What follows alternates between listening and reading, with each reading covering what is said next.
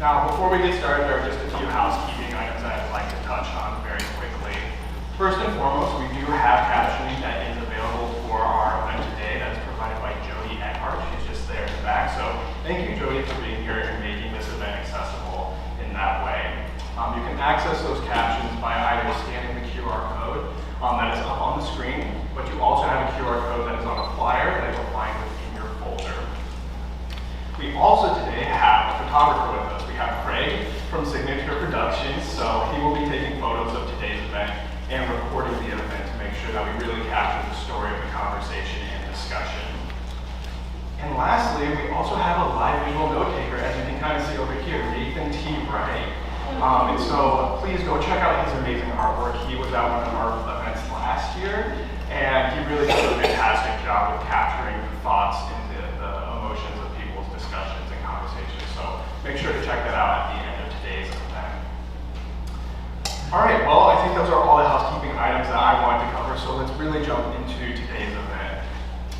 For those of you that do not know me, my name is Michael Berger, and along with my colleague Ashley Ezio, we make up the project coordination team for UpLift, the Central Iowa Basic Income Pilot. If today is your first day engaging with UpLift, welcome. We are so happy and glad that you're here with us today.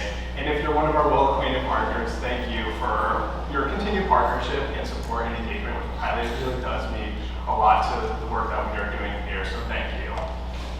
Now, as a quick refresher for everyone, UpLift is a basic income demonstration that's taking place here in Central Iowa.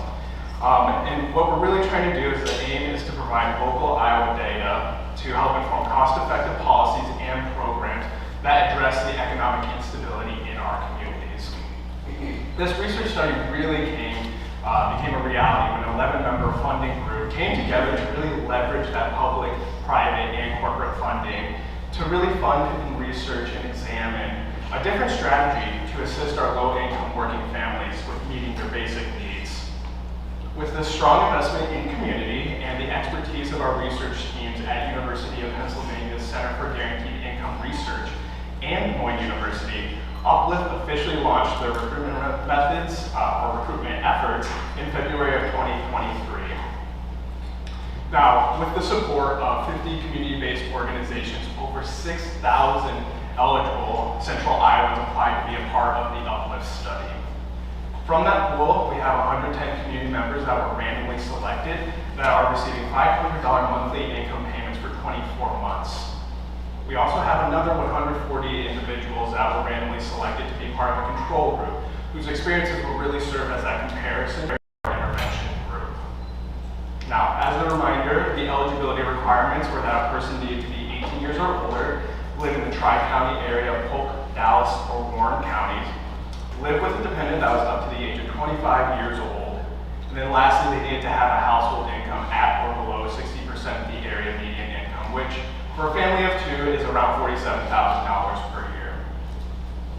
Additionally, something that's very unique about our study is that our participant pool actually reflects in years the geographic demographics of our Tri-County area. So what you'll see is that 65% of our participants are from metropolitan communities, 25% are from micropolitan communities, and 10% are from rural communities. But today, in partnership with Capital Crossroads, UpLift is honored to bring together this panel of experts to really discuss the housing needs that we see here in Central Iowa, in addition to some potential solutions that we should be considering or at least looking at. Today, Capital Crossroads Executive Director Katie Patchett will set the stage for our conversation, and then we will hear from our panelists, including Iowa Legal Aid's Executive Director Nick Smithberg, HomeWord's Executive Director Angie Arthur, Polk County Housing Trust Fund's Outreach and Communications Director Matt Howey. Then we have Home Inc.'s Executive Director Carrie Borderman. And then lastly, we have Impact Community Action Partnerships CEO Ann Bacon. Each panelist will spend about 10 minutes speaking about the work that they do in addition to potential solutions. And then at the end of all of those presentations, we'll have a Q&A session where you can submit your questions to us by texting 515-612-8540. That again is 515-612-8540. And so that number will work for those of people that are attending us in person and those folks that are joining us online. kick us off, I am thrilled to introduce you all to UpLift's co-sponsor of today's panel, Katie Patchett, Executive Director of Capital Crossroads. Capital Crossroads serves as a regional collaboration of multi-sector leaders working to foster inclusive economic growth and community vitality in Central Iowa. Katie previously served as District Director and Deputy Chief of Staff for Congresswoman Cindy Axne in Iowa's 3rd District, where she led constituent engagement programs across 16 counties. She also served as Director at LS2 Group, where she managed strategic communications campaigns for industry-leading clients in 10 different states. Now, if you please help me, let's all give a warm welcome to Katie.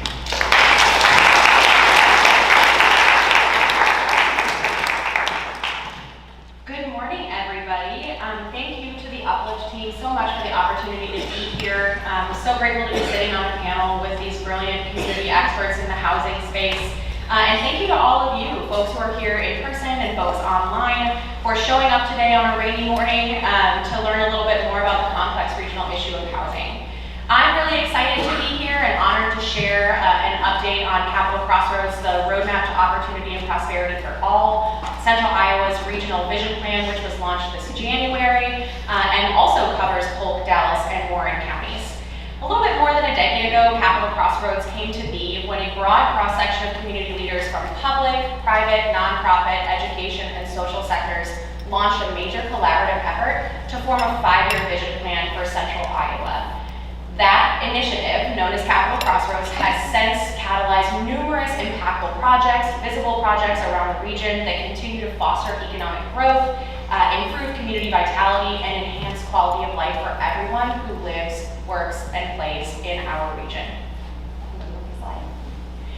Capital Crossroads not only serves as the neutral space, as a forum to connect diverse stakeholders and unite their efforts, but also provides that comprehensive vision to inspire our leaders and organizations and our neighbors to focus our efforts on a few select goals that really are critical to our region's success.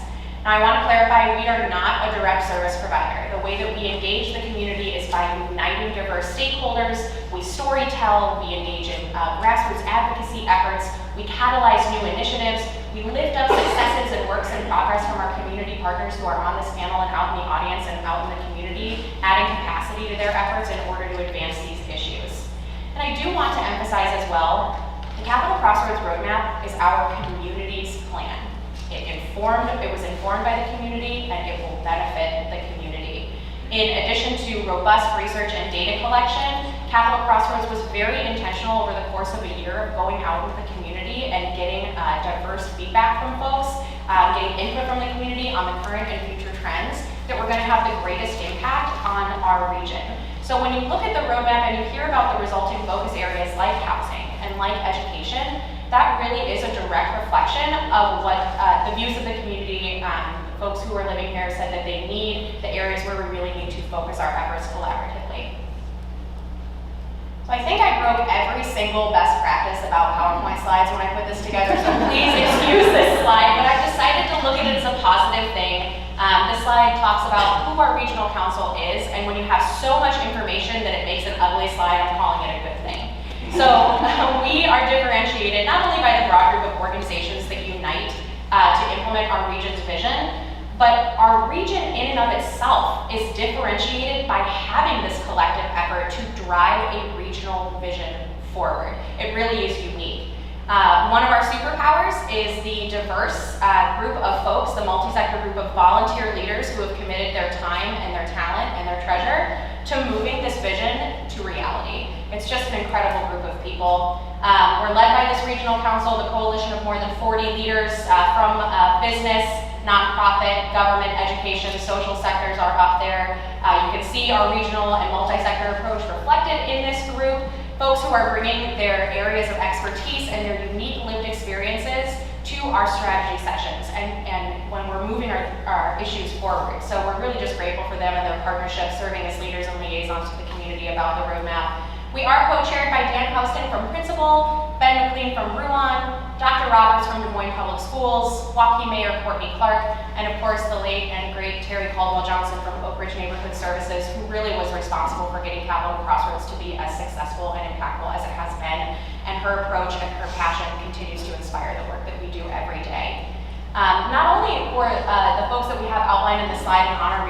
Council, we're fortunate to have the support, both financial and otherwise, of more than 40 sponsors around the community across the region and from so many different organizations and individuals in central Iowa who really are helping move these critical issues forward every single day. So there was a deep review of data and regional trends that informed this vision plan, in addition to all of that feedback from community leaders and neighbors from across our 3-county region. And after considerable discussion, that robust and diverse community input, and a lot of research and data collection, the issues and the opportunities facing the region were condensed down into 6 critical outcomes. So these were the issues that continue to bubble to the top in all of that engagement as the areas that are critical for us to focus on and have an impact if Central Iowa will continue to grow, remain competitive, and thrive. 2 of those critical outcomes weave throughout the entire plan. The first of which is regionalism. And when we talk about regionalism, we mean it as both a strategy and as an outcome. So we want to unite efforts across community lines to address these shared challenges and opportunities so we can learn from each other and strengthen communication and relationships in order to be stronger as a whole. The second of which is equity and inclusion. So knowing the population shifts our region has experienced, will continue to experience, and become more diverse, that's a good thing. And also knowing that inclusive economies are stronger economies, we must use that equity and inclusion lens when we're engaging all of the different projects that we have going on.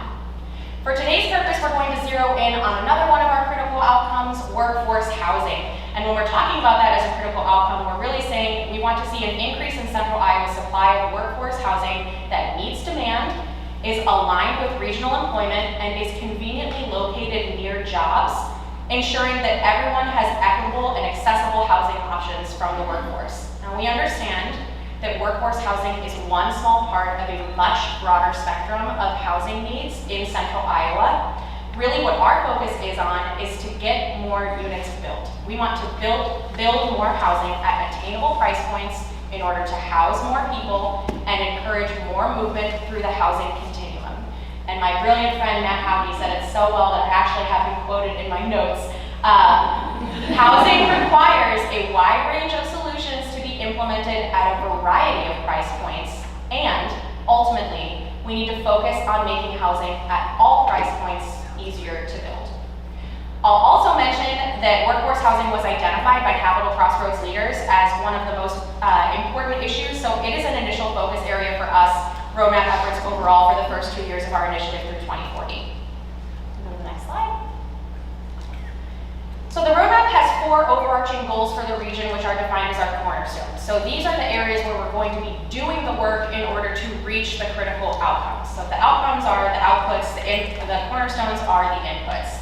They're really meant to respond to regional trends, deliver those critical outcomes, focus our efforts, drive action, and enhance regional collaboration. And I know there's a lot here. When you're the community's vision plan, obviously you're reflective of a lot of different priorities. But we are primarily focused on education and workforce housing through 2025. So we're going to, again, focus a little bit on the Thriving Neighborhoods cornerstone, which is meant to bolster access to workforce housing in safe, clean, and connected neighborhoods.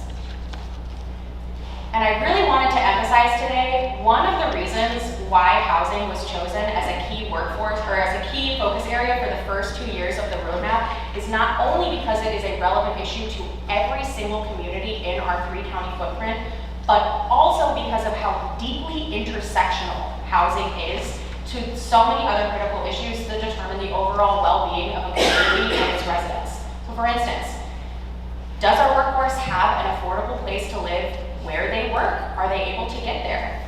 Are our students in school sheltered in a safe and stable way that allows them to go to school ready to learn and create that solid educational foundation that determines their outcomes for the rest of their life? Do we have adequate options for retirees aging Iowans to plan their future? Does our housing market allow equitable opportunities for upward mobility and building generational wealth, which has a huge impact on our economy?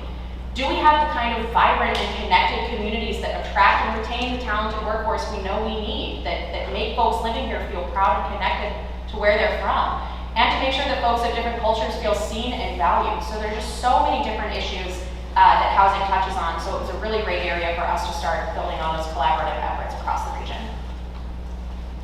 Now, I mentioned that we have 2 focus areas through 2025. We're in a 2-year sprint really digging in on education and workforce housing.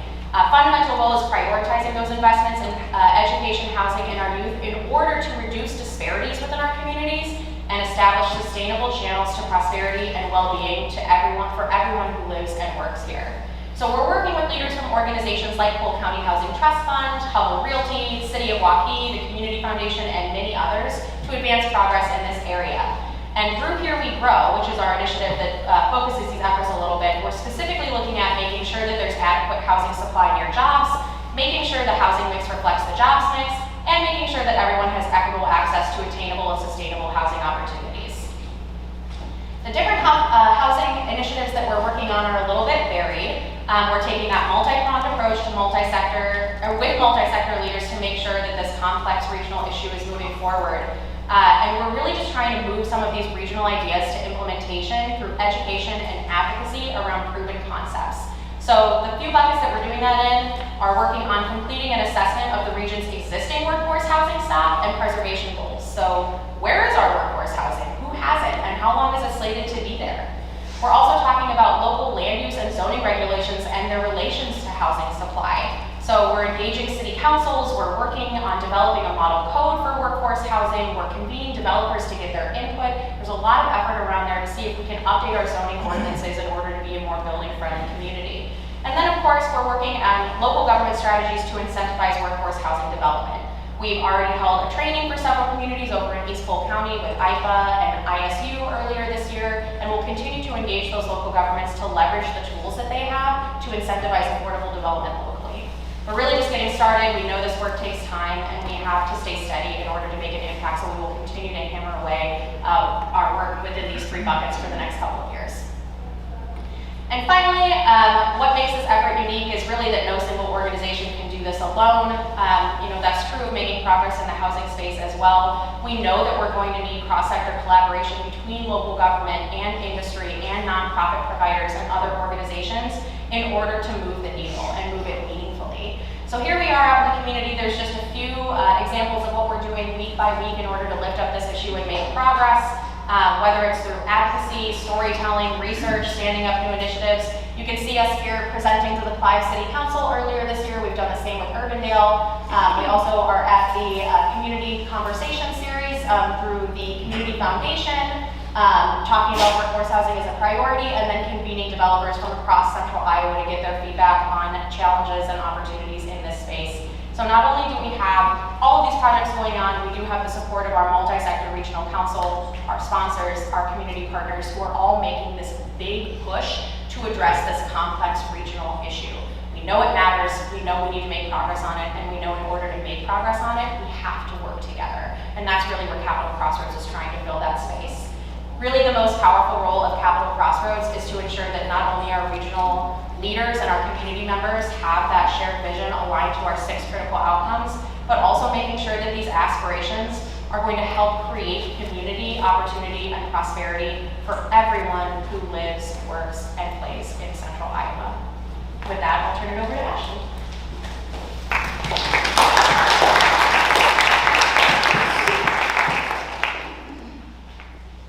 Well, thank you for that amazing welcome introduction, Katie. Now, if Katie did spark any questions that you may have, please submit those to our phone number. You can text 515-612-8540. We will be collecting questions throughout today's conversation, so be sure you submit those to us. Next, I would like to introduce Nick Smithberg. Nick Smithberg has served as Iowa Legal Aid's Executive Director since January of 2018. He is a 1994 graduate of the University of Southern California Law Center and began his legal career with South Brooklyn Legal Services, working as a staff attorney in the housing unit. Nick worked for many years in private practice, most recently with the firm Cooley LLP and its New York City office. His diverse practice included complex commercial litigation, mergers and acquisitions, and bankruptcy. Nick also worked with the New York City Department of Consumer Affairs as Deputy General Counsel and Executive Director of the Paid Sick Leave and Commuter Benefits Divisions. Prior to law school, Nick worked in the film industry in New York City, where he produced television commercials. Now let's all welcome Nick Smithberg.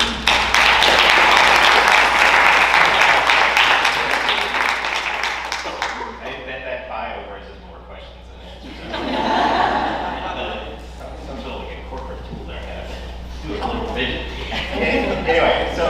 Just a word about Iowa Legal Aid, in case you're not familiar with us. We are the only statewide provider of civil legal services for low-income Iowans. And to put that in perspective, our federal regulatory agency actually just convened a national survey where they asked a bunch of people, do you think that people have a right to an attorney in a civil legal case, in a non-criminal case?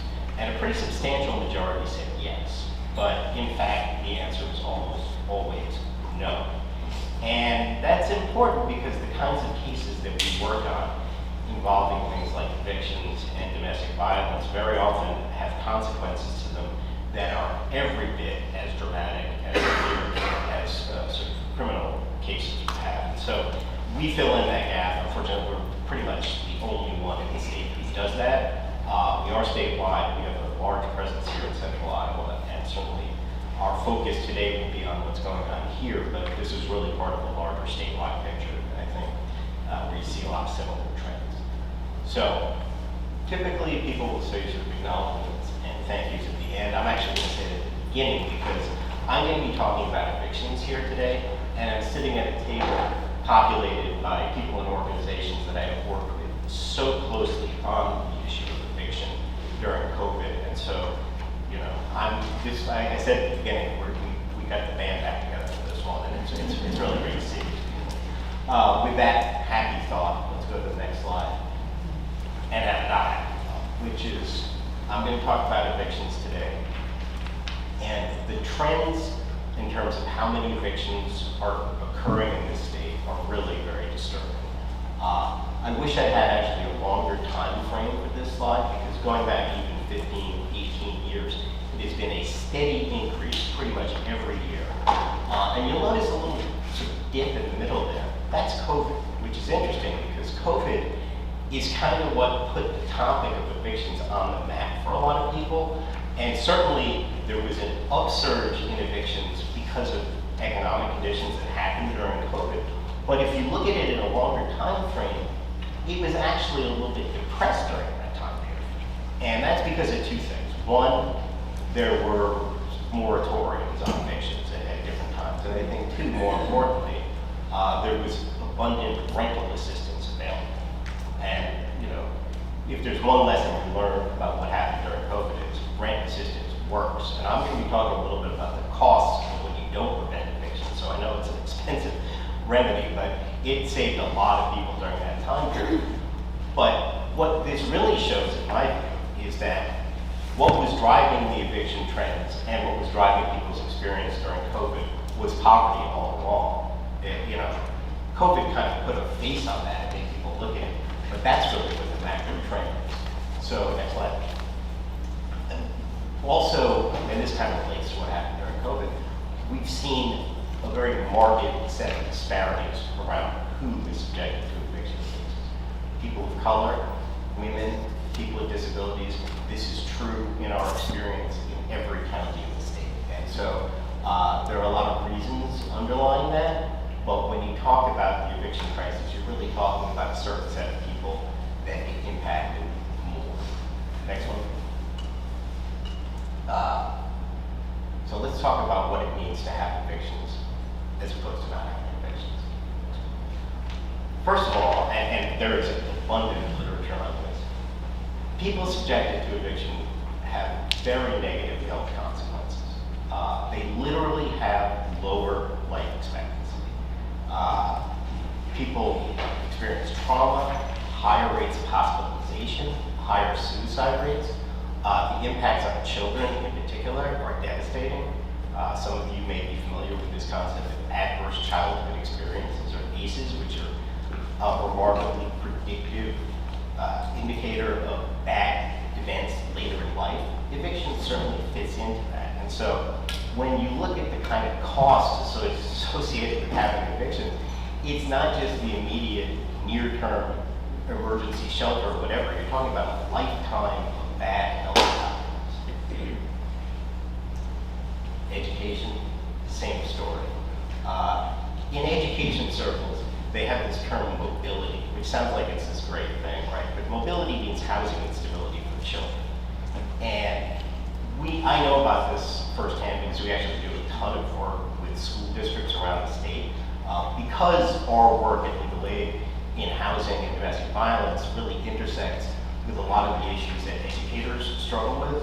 I mean, when I tell you that kids who have housing instability have trouble learning in school, I can give you literature, or you can talk to a teacher, because they know it immediately. Same thing with most of the other issues that we work on, but there is a real long-term impact that evictions have on kids that plays out over years. And so it's been suggested that one of the most cost-effective ways to increase academic outcomes would be to reduce evictions. So that's that one. And you talked a little bit about this one. One of the consequences of having an eviction is that your choices in housing are diminished greatly. You get a permanent record. Whether or not that eviction case has merit, you can go in, it's wrong, get it dismissed. Once that case is filed, it's out there, and with technology, it's out there forever. That puts you kind of with a black mark on your record.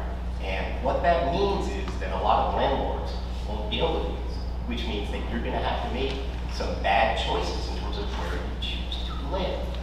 And people have been asked this to me on several occasions, like, why would people choose to live in these terrible places with these conditions? Because they don't have a choice. And if you've had, certainly if you've had any intersection with credit problems or criminal problems, that comes up too. But evictions is kind of the first thing that they look at. And they don't care if you have an explanation. So I won't say more about this other than that in some jurisdictions, there is a mechanism for expunging your eviction records after a period of time or in certain circumstances. That does not presently exist in Iowa.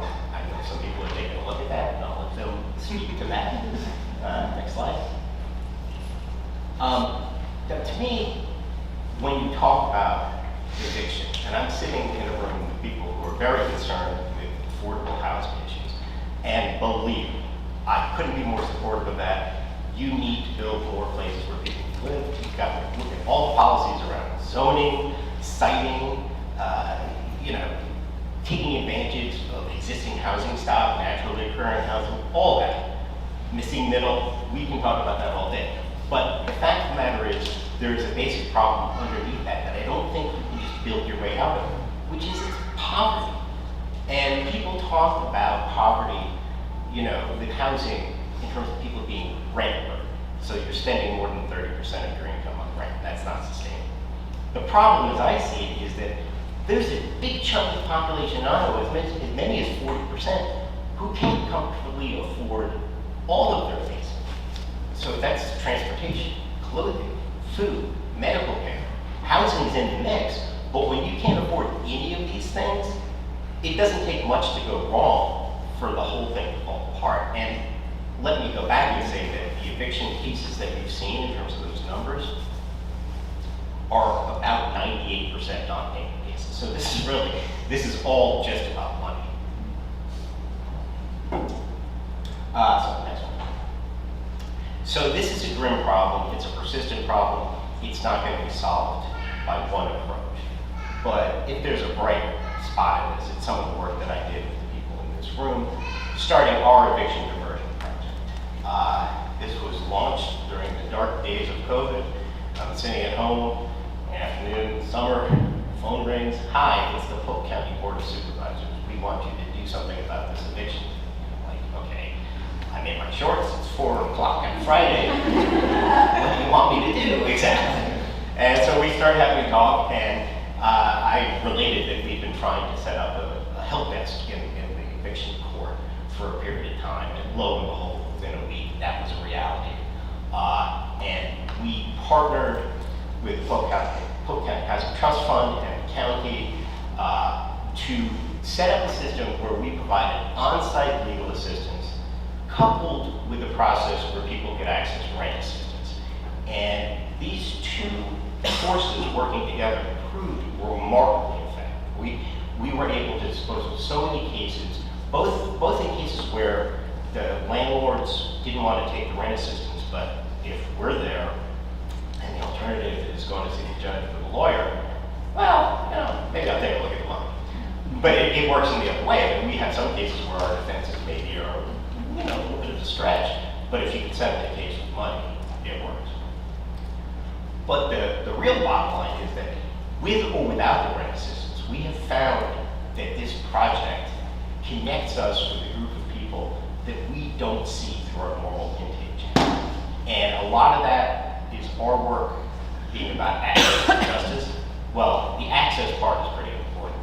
And sometimes people who are traumatized by the process of going through an eviction case maybe don't have it in their mind to get on the phone for 40 minutes and talk to a stranger about a bunch of data points, but maybe walking into a courtroom and seeing people like that. Those are real people. That's not a stock photo. Those people all work for me, right?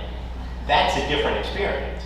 And so this program has been remarkably successful, in my opinion. We've actually replicated it in 5 other counties throughout the state. We are up and running and continue to do this work for a long time to come. And, you know, there's metrics that I'm pretty proud of. We've closed close to 17,000 cases since the launch of this. Helped more than 37,000 people.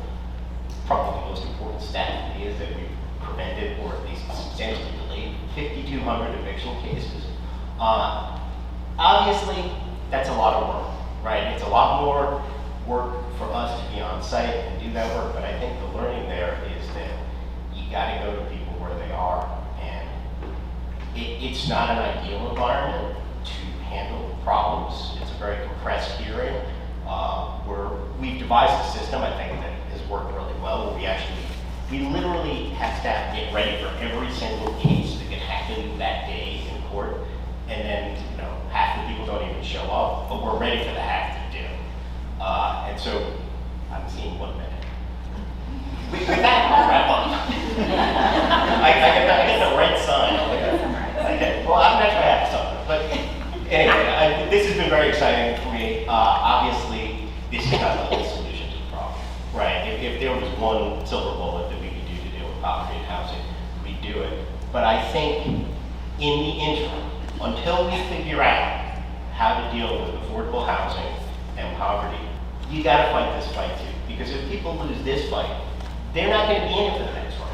People who get evicted, they're not gonna be able to move into that affordable housing that comes online next year or 2 years or 3 years down the road. So we have to fight this fight today too.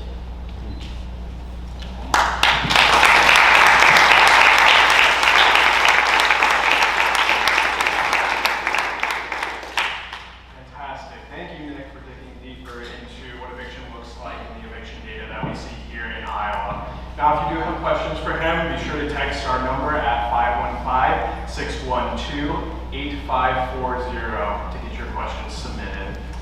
Next, I am very excited to introduce our next speaker, Angie Arthur. Angie Arthur is the Executive Director of Homeward Iowa, the Continuum of Care Lead for Polk County in Des Moines, Iowa. Homeward serves as Polk County's homelessness planning organization, ordering strategic partnerships between homelessness organizations, community partners, and government officials, and people experiencing homelessness. Prior to serving in this role, Angie's professional life focused on the workforce development and insurance industries. While in the private sector, Angie developed a passion for homelessness services through her volunteering and leading a service provider's board of directors. She has partnered to start 2 nonprofit organizations focusing on making positive impacts in her community. Angie received her BA in Business Administration from the University of Northern Iowa and her Master of Public Administration with an emphasis in healthcare from Drake University. Please, let's welcome Angie.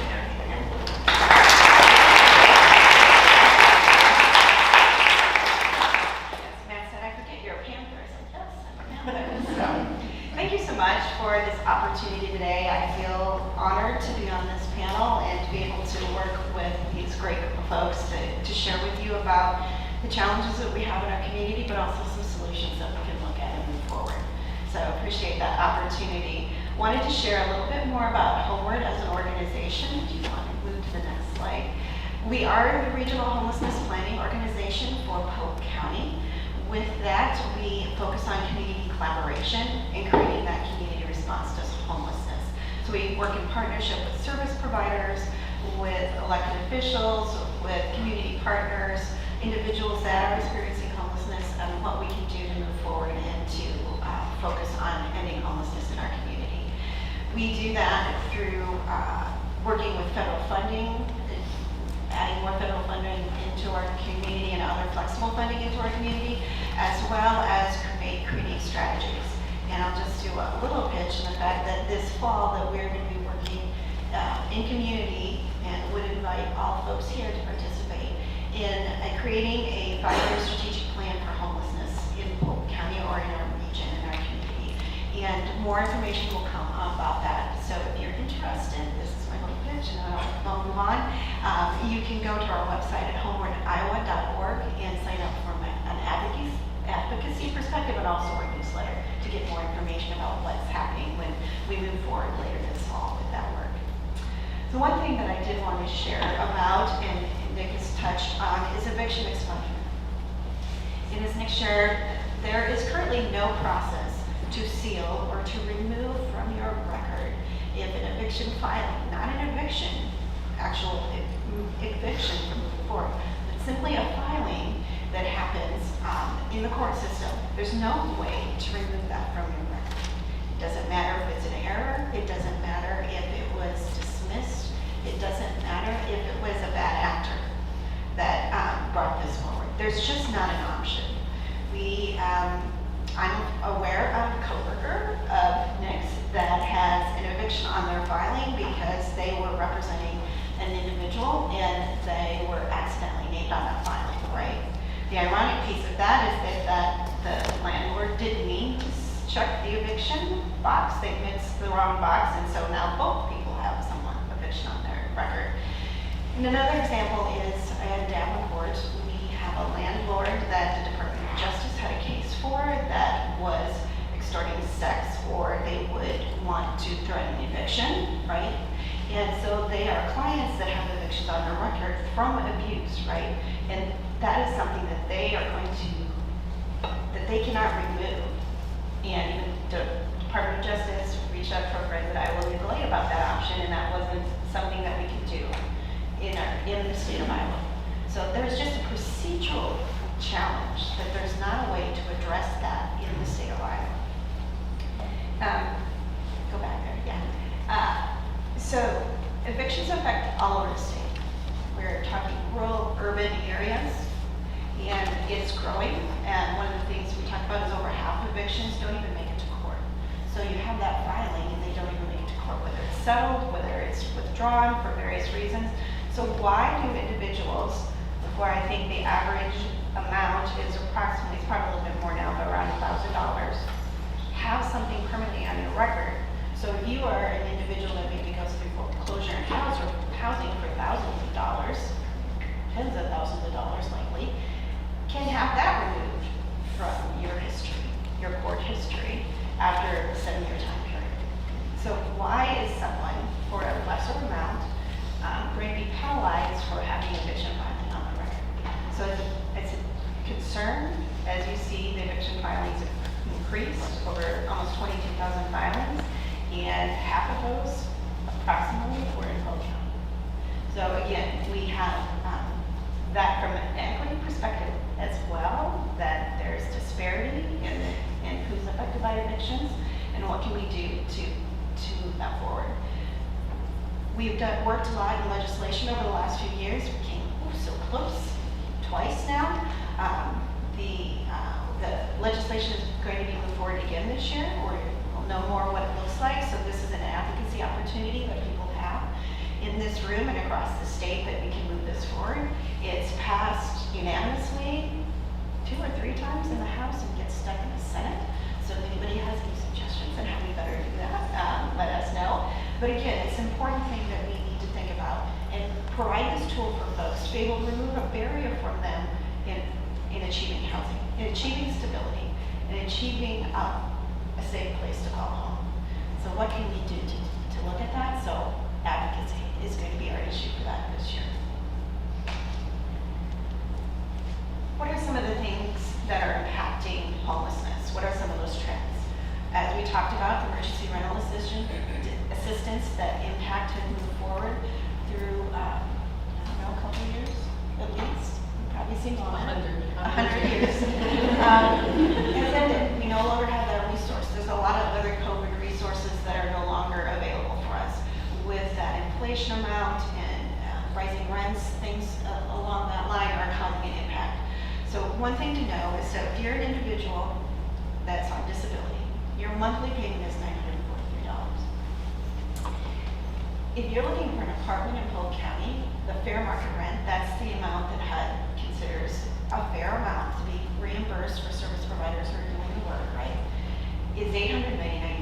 It's actually for 2025 is going to go up to over $1,000.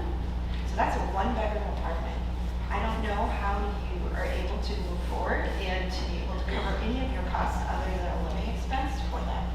Could someone find a little bit cheaper rent, right? But then it goes to that concept of what does the housing stock look like? Is it a safe place? Is it good for you? Okay, now you have maybe $200 of extra money. Is that really enough for folks to be? So again, that lack of affordable, accessible housing is a challenge for us in our communities. And folks experiencing poverty have that same vulnerability, that challenge that they are looking for, that affordable, accessible place to live. So one of those things that we think about is, okay, what is the challenge, the gap? We hear that there's a problem. What do the numbers look like? And the National Low-Income Housing Coalition has put together some data that says for every 100 extremely low-income individuals looking for some place to live in Polk County, there are 26 available and accessible units. So there's a significant gap of what that looks like for us in our community for those resources. So that's for extremely low income, and then there's another number which I really don't remember quite off the top of my head for moderate or low income individuals. But again, that's a concern that we have for us in our community. So who are those folks that are extremely low islands? So in the state of Iowa, or in general, extremely low income family of 4 earns less than $30,000. That means less than $23,000 for an individual. 27% of Iowa renters are in that extremely low income category. That's over 101,000 households. And when you figure that out from a population perspective, it's comparable to the population in the city of Des Moines. Or if you need a visual, you can think about it. The number of folks that are affected in Iowa are considered extremely low income. Is if you sold out Jack Trice Stadium, not once, twice, but 4 times. So that's a lot of folks in our state that are extremely low income, that are challenged often by housing, in addition to other life necessities. So who are those folks that we're talking about? I think there's lots of perceptions about who extremely low income individuals are in our community, but the reality is a third are seniors, a third are individuals that are already engaged in work, in the job system, the labor force. 21% are individuals with disability, 8% are the other categories, a variety of other categories. 4% are going to school. I think about college students, very sundry other folks, right? Or maybe training, whatever that might be for you as an individual. And then 1% are individuals that are single adult caretakers of someone 7-year-old and under, or someone with a disability. So those are community members.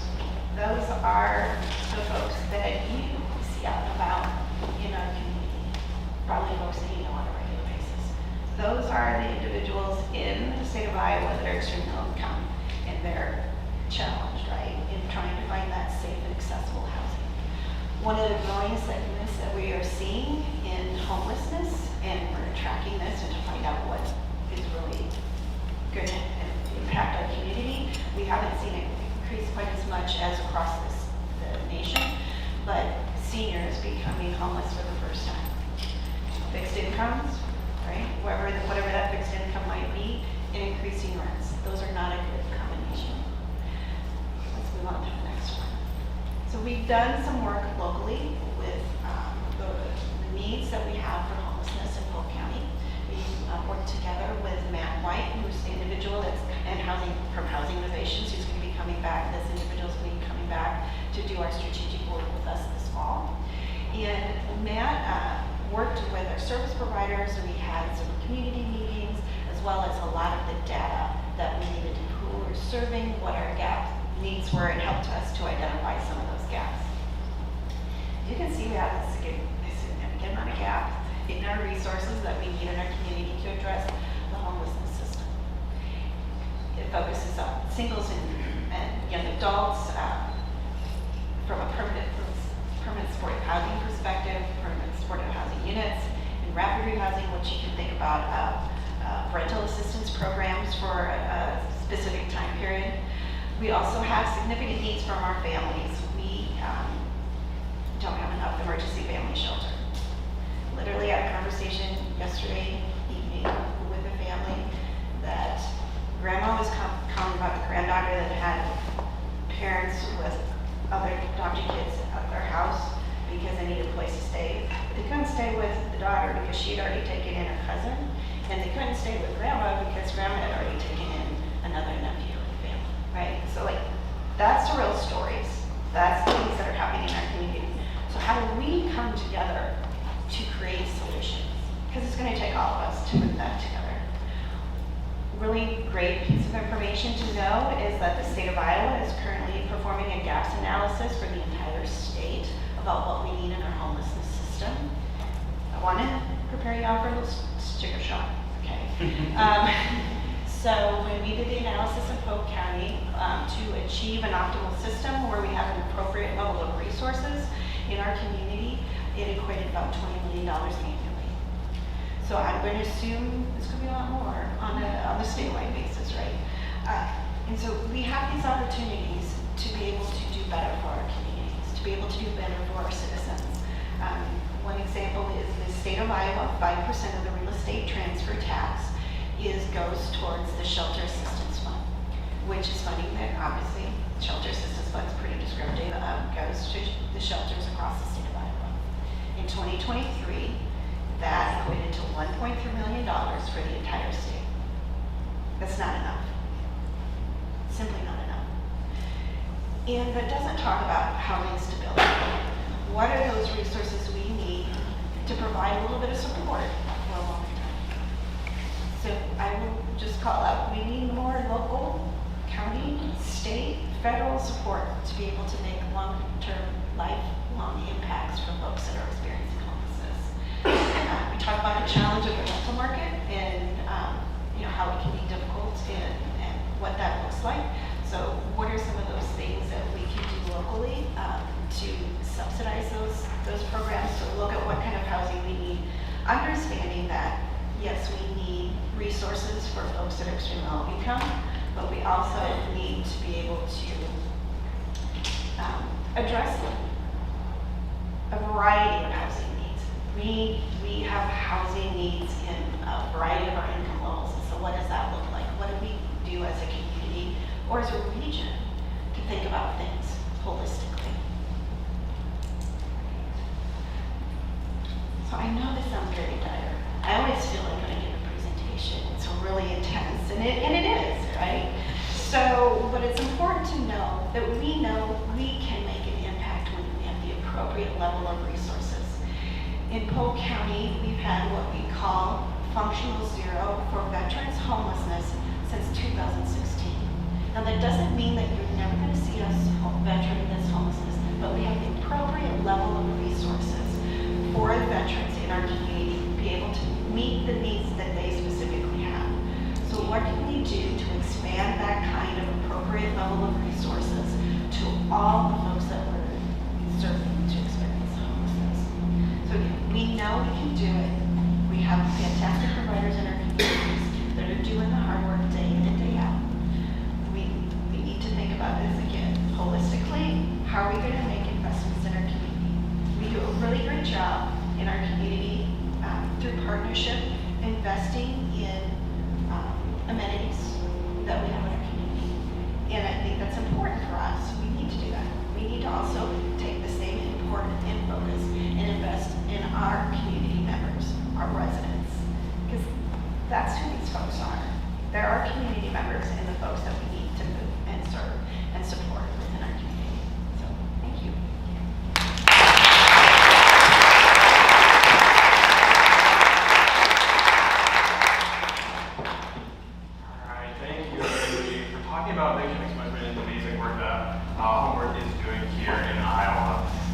eviction expunge rate is a concept that we did highlight in our co-branded publication on eviction. You can find a copy of that in your folder, so be sure to check that out. And if you want more information, be sure to check out Homeward's website to learn more. If you also have questions, be sure to text that number we have at 515-612-8540. And so make sure you get your questions submitted. Now, our next speaker is a great partner of ours.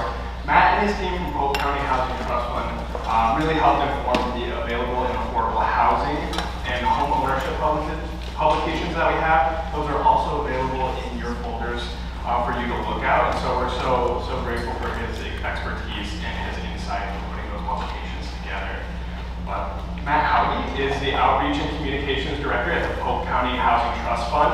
Among priority initiatives to which he contributes are the Here We Grow effort to advance workforce housing opportunity and the One Economy Project Housing Strategic Implementation Team focused on creating housing opportunities for African American communities.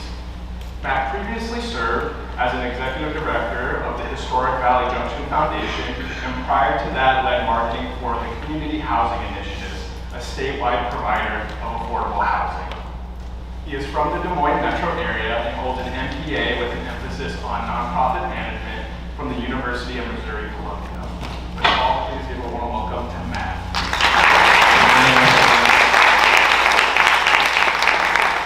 It's great to be with you here today. My name is Matt Howdy. I'm actually from right down the street. It's not often in our region that we get to welcome folks to like a big regional conversation that takes place. We're almost in the north half of Polk County. It's right behind me.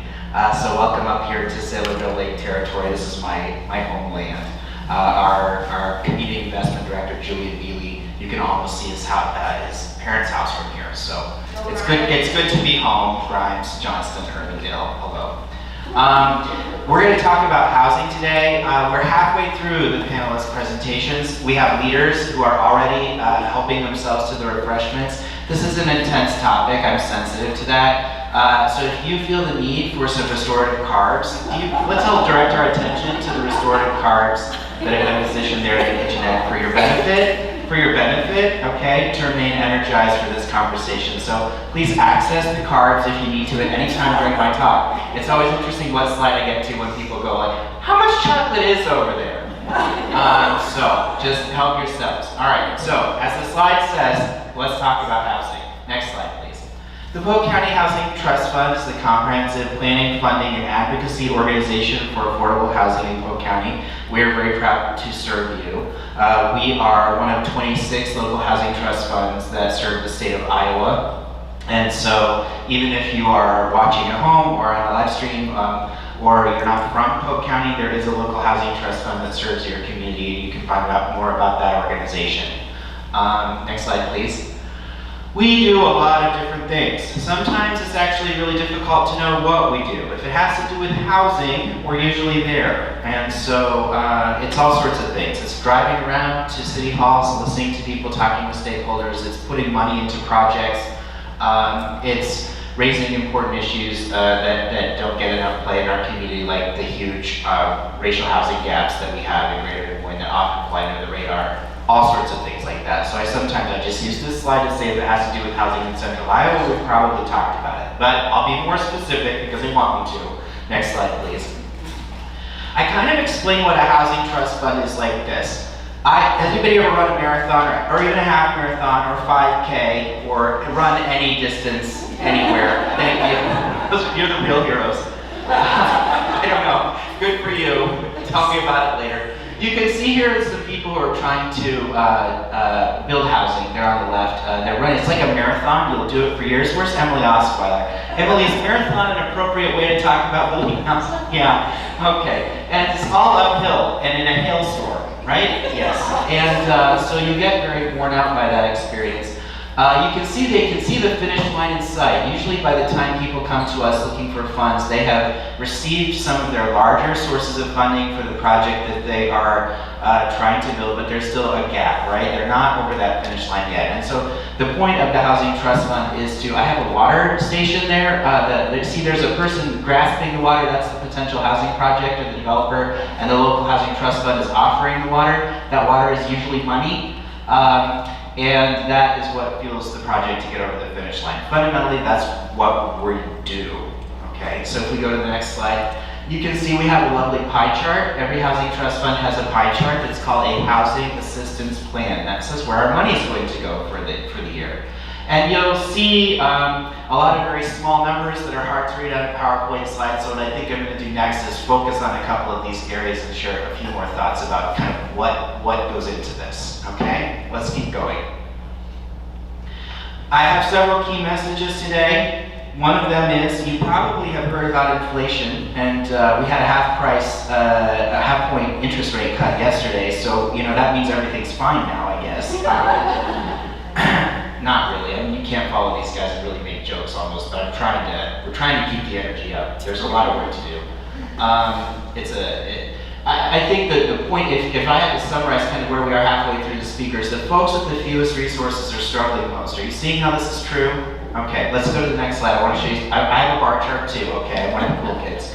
This is National Low Income Housing Coalition data.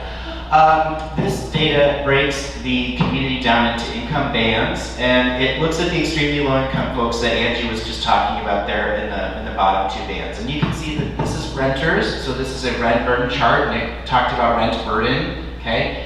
You can see there that over 80% of extremely low income renters in our community are paying more than we think they should be for their rent. And in fact, you can see there about 70+% of them are paying more than half their monthly income for the rent. Now, Nick talked about the real struggles, the legitimate struggles that people face supporting daily necessities, which are a huge concern. But in the business, there's this really unfortunate kind of icky statement. Sometimes the rent eats first, right? The housing expense, usually the rent's due on the first of the month. So that comes out first, and we look at the money that's left over for everything else that Nick talked about. There's a term for that. It's called residual income. Right now, in terms of our nation, inflation has been so high that those residual incomes are at a low for extremely low income people in my lifetime. There's less money left over in that paycheck than at any other time. There's a Harvard study to back that up. It's really distressing numbers. But you can also see something else here. I'm not going to get into all of these income categories. That's the extended version of this talk, which you can register for on matthowgietalkstoolong.com. But as you go up the income, do you see how there's less cost burden? A point I want to make with folks is a lot of times the rental market that you experience, if you're blessed to have money and resources here, you experience a very different housing market than the folks that we're talking about. It's not that you're wrong if you think this is an affordable place to live. It's just that it's not an affordable place to live for everybody, okay? We can dig into that more in the Q&A if you want to get into some specifics about that, but I'm going to try to keep it moving. I have a lot of slides. We'll go to the next one. The last point I want to make in general about your local housing trust fund is we do not provide resources directly to individuals. We provide money to projects that directly serve individuals. So we'll get into some examples. We do have a resource website of our own, pchtf.org/housing help is where you can go for the advice that we give. A lot of times people will Google, especially after the end of the day when other places are starting to close, and they'll Google housing, and so they'll call me. And so I have received many phone calls. Hi, I, for the first time, am homeless today. What should I do? And the short version of the advice that we give is there on that website, pchtf.org/housing help. But there's a variety of housing situations that we address there. Next slide. Let's start going through some of these wedges of that pie chart I showed you, okay? First of all, we believe very firmly that housing is the solution to homelessness, okay? I describe it sometimes like a claw machine. Have you ever been in a place with a claw machine where a little stuffed animal comes out? When we have folks living with record low residual incomes and there's just not very much money left over at the end of the month, the claw machine of destiny can come down and grab a person and deposit them out onto the streets very easily. And effectively, that's my shorthand explanation for kind of how it happens, and that's based on the real stories that people also have told me. And so what we need is more housing that's readily available and accessible to folks, and to be able to get people into a space where they can have storage of their personal items, yes. A space where they can have safety for their pet, which is often a primary life companion, yes. But also, and this is something I think is really missing in our region, a place where they have a door that they can close that creates a private, safe, and secure space for that person to physically be. And that's maybe a real transition that we need to go through between emergency shelter, where we have some resources, and permanent supportive housing, where we have lesser resources for that private space of safety and security. This is Monarch. This is on Marl Hay Road, so if you're going back into Des Moines, you can drive by it today. Right when you go onto the interstate, look for that bright blue roof on the east side of the street. And when housing is developing this, it will offer 40 units of permanent supportive housing. Everybody's going to try to shock you with statistics today. You know I'm going to bring my game. We need to build more than 10 of those in addition to that one in our region, okay? And so in some ways, I think personally for Matt Hauge, that's probably what I would argue is one of our primary needs, is getting that kind of frontline, most urgent need response beefed up in our community. And then if we can go to the next slide, another real challenge, I wanted to have some positivity, so I put a peanut butter and jelly slide in here because they're happy. One of the things that I truly deeply believe in is that housing and services need to go together, okay? Housing comes first. Housing comes first. You can't stabilize and begin to make better or reach your goals in other parts of your life if you don't have housing. We need to get people out of the chaos Thunderdome that's living in an emergency mindset on the streets every day. You understand that? Where am I going to get water? Why is that person looking at me that way? It's a thunderstorm. What do I do? It's 10 degrees below tonight. You know, you can't get a job when you're in the Thunderdome. Okay, housing comes first. Then services, voluntary services to help people stabilize and reach their goals. So a place like Monarch, what distinguishes it is the availability of the services. All of us need to be a voice in our government, in our communities, in our lives, wherever you are. Talk about not only building units of housing, but talk about funding the services. Because often we can build a building sometimes not, sometimes we can, but it's also funding the services. Who's from Amos here today? I'm just kind of guessing. Some of you are here affiliated. Yeah, a few, okay. Maybe in your church, maybe in your congregation, maybe in other community groups, you are helping to provide those services. So we have a lot of friends in this room. Thank you all for the contribution you're making to filling that gap in your personal lives. Next slide. At the Trust Fund, we have an annual fundraising campaign. I won't let this many people come together without asking them for money. I'm sorry, it's irresponsible. If you would like to make a contribution to a campaign for housing stability that moves dollars out into the community, you can find out about ours at pchtf.org/navigate. Okay? In the early days of eviction expungement, before the federal dollars arrived, they did an amazing, life-changing job managing. The tip of the spear money, the first money that went out for eviction prevention, was fundraised dollars from the community. So Greater Des Moines has responded before. I know you will again.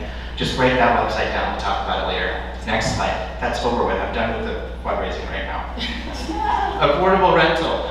That is a new low-income housing tax credit property that is for lease today in Bondurant. I just wanted to show that an affordable housing project did get built in a suburb. It turns out others have as well. You might not think it's possible, but it has happened. It does happen. What I want to make the point of about affordable rental is that you know, when we talk about unit shortages, right now it's really popular to ask me, Matt, how many units do we need and what region do we need them in? And tell me right now, give me the complete plan, go. That's a hard question to answer, what the right housing goals are for your community. I can tell you the National Low-Income Housing Coalition says it's an absolute shortage of about 6,000 units that are affordable and available for extremely low-income people in our region. And when you look at people who are seeking discounts, one of the big problems we have is let's say a person can afford $1,500 in rent, and then they're in an apartment where they're only paying $750 in rent. That person's getting a good deal on their rent, but they're sort of taking up a space that's needed by another person who can only afford that $750 rent. Does that make sense to you? So in that situation, when you factor that in, the National Low-Income Housing Coalition says that we need about right between 10 and 11,000 units here in Polk County to meet the needs of our extremely low-income renters who are the people most at risk of homelessness. So it's a lot of units. There are several ways we can help with that in addition to just building more buildings and offering more services. The Housing Choice Voucher Program, federal funds for housing assistance, rental assistance are really key also to completing that picture. You may have heard the really troubling statistic that only about 1 in 4 households that's eligible for federal rental assistance actually receives it. I have gone and spoken to my elected officials in Congress this year face-to-face about that challenge. I would also like to encourage you to talk with your elected officials about that challenge as well in your lives. Next slide. Homeownership, we're deeply committed to allowing more people in our region to access the dream of owning a home. I did mention in our statistics in the region that not only are there huge racial disparities in homeownership in our community, there are also disparities then in the value. And so, for example, for a black homeowner, their home on average is worth less than a white homeowner in Polk and Dallas counties. You can see those statistics in your book. And then those wealth kind of disparities at the time of ownership really ricochet through a person's life. So these issues of who has access and who has the support, there's this whole world of research I didn't put into my talk today. I have a favorite economist, his name is Raj Chetty. You may have heard of just this opportunity project, and just talks about the quality of relationships that people have in our community. So much of housing is about relationships and just about helping people develop connections and skills that can help them reach their financial goals and progress through life in an affirming way. You all are people who can help provide those relationships in that community, which is why I'm bringing that up with you. We all have a social responsibility to help all of our neighbors in our community succeed. And I just want to kind of encourage you to think about how homeownership progress might be a way we can do that in Greater Des Moines. Next slide. The Trust Fund has launched a new initiative. Missy helped with it. Missy is at Community State Bank, one of our supporters of this project. This is called Affordable Homeownership in Greater Des Moines. We partnered with Corinthian Baptist Church. Luke Lynch helped with it. A lot of people helped with it. We got a new website up and a video series talking about the basic skills of homeownership. A lot of times people who don't own a home, they haven't had family members that they can turn to for advice to start that homeownership journey. It turns out if your family has only rented, there's just a lot of skills and confidence, frankly, to believe in your dream of reaching homeownership that you may lack in your life. So we're trying to give people kind of that roadmap or that template of like, how does this work? What questions can I be asking? Where can I go for support? Where can I sit down with face-to-face with a person who can help me? There's a website, affordablehomeownershipdsm.org. That's new this month. We can go to the next slide. I also want you to know about owner-occupied repair. It's another big wedge of our pie. A lot of times we'll get people into a home that's older. Houses in Iowa just generally tend to be older on average than other parts of the country, especially homes that are, so if a low-income buyer can afford a home here in Greater Des Moines, it's probably on the northeast or south side of the city of Des Moines. That's where the older housing is. That housing probably also has more problems like lead-based paint because it's older. It probably has other problems or greater need for repairs. So within some of those communities where you can afford to buy a home, there's an even greater need for support for that homeowner to be able to make repairs for the home. Carrie helps with that. She's gonna talk about it probably. But we have a whole guide to owner-occupied repair programs on our website, echtf.org/OOR, and that's another area that we need to be talking about more if people are going to succeed on that journey through housing. Okay, next slide. Oh, this is the appeal to you. We have this cute little project. We're looking at accessory dwelling units. Has anybody ever heard of an accessory dwelling unit? It's just a smaller house that shares a lot with a larger single-family home. We've been going around talking about it. We made a whole video series of Home Inc. building one in the community. So if you'd like to see an ADU or what is he talking about, we have a little YouTube series, chtf.org/ADU. But next slide, please, and I'm almost done, I swear. Even I get kind of winded running that marathon. The challenge that I want to make, here's some examples of housing that are around our region. There's 6th Avenue Flats, which has a whole floor of housing in there that's YSS housing. I see you in that shirt, Shara. That is available to youth who have aged out of foster care. We have some housing that's actually just a couple of blocks behind Carrie's office on 6th Avenue. It's probably on 8th Street or so in River Hill, the Riverbed neighborhood. Star Lofts is just opening on Ingersoll, and that's a little starter home that I went down to see in Carlisle just this weekend. When it comes to building housing opportunities in our neighborhood, I want to remind you as your responsibilities as citizens. You have a lot of say in your community as to what the rules of the road are for what housing can be built in your communities.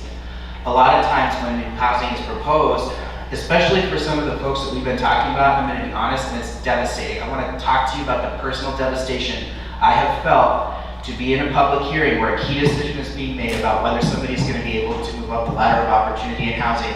And again, and again, and again, resident after resident after resident will come and denigrate people who are trying to reach solutions and improve their lives.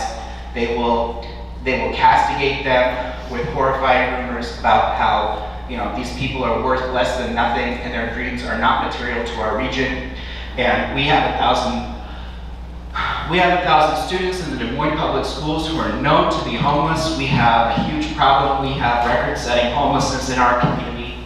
We need solutions that will move people on to the housing that they need. And unless the choir, those of us who can sing, choose to place ourselves at the podium when public decisions are made about what our neighbors will have for opportunity, friends, I assure you, my hand to God, they will not receive the opportunity they need. Okay? So make a promise with me. I'm looking at you. And I'm looking at you online. Make a promise with me. You will show up. You will show up and you will use your voice and your vote and your opportunities as a resident and a citizen in this democracy to say that you want and expect your government to deliver solutions so that more people can be housed. And when people raise questions about whether your neighbors deserve that opportunity, you are going to say, yes, they do. Yes, they do.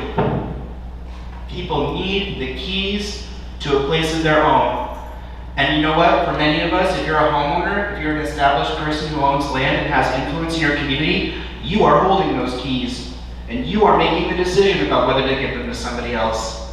And I need you to say that you will. Whew.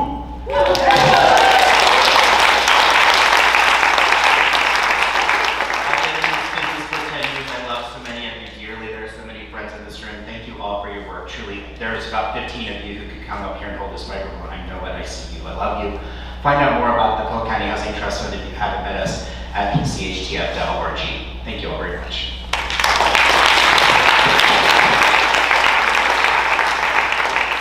Thank you so much, Matt, for the extremely informative presentation. And you touched on so many different topics that are important for this conversation. So if you have any questions for Matt or any of our previous panelists, please text our number at 515-612-8540 and we will get those questions to our panelists.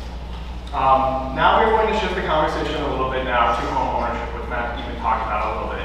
But there's no better expert than Carrie Woodman to talk about home ownership here in Iowa. Carrie is a passionate housing advocate, strongly rooted in the belief that safe, stable, and affordable housing for all is an integral component of a successful and thriving community. Before stepping into her role as executive director at Home Inc., Carrie spent more than 13 years in property management, having led a team that managed a portfolio of affordable and market-rate multifamily housing, office, retail, and self-storage. She then leveraged her experience in property management and strong project management skills to help bring more than 550 workforce housing units to communities throughout Iowa. She serves on the board of Crew Iowa, is an alum of LEAD DSM's Community Leadership Program, is a certified property manager through the Institute of Real Estate Management, and enjoys participating in various volunteer activities throughout the community. Please, let's give a warm welcome to Carrie.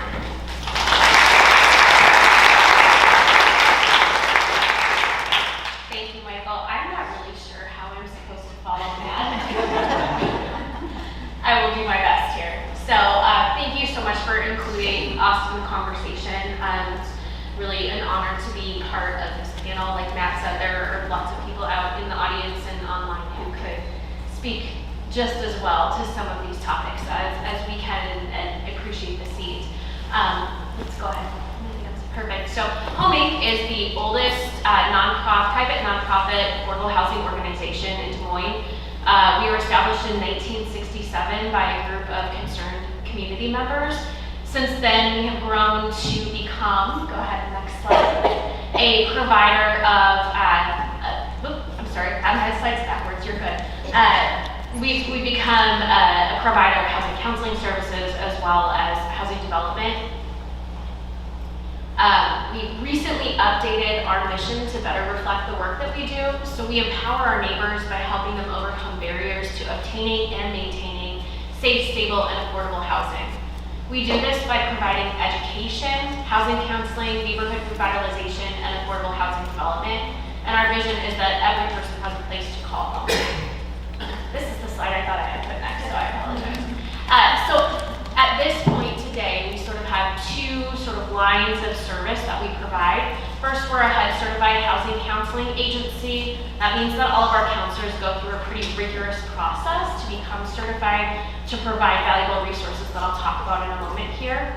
And then we are also a community housing development organization. So that is a specific nonprofit designation, which requires participation on our board by community members that will be served by the services that we offered, input from the communities that we're developing in. So I'll start out by talking through some of our programs. I'm going to talk about our programs on a broad basis and how they impact the community and offer part of the solution to what everyone has been talking about today.